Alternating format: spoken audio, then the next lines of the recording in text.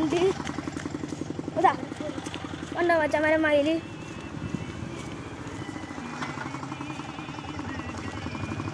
കണ്ടോ മയിലതാ പുറത്ത് മച്ചാമാരെ മയിലാണത്.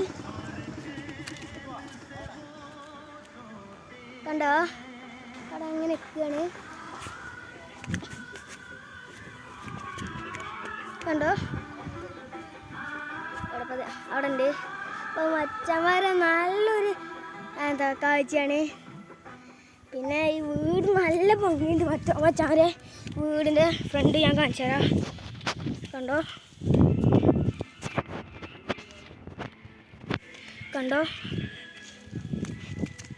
വീടാണിത്.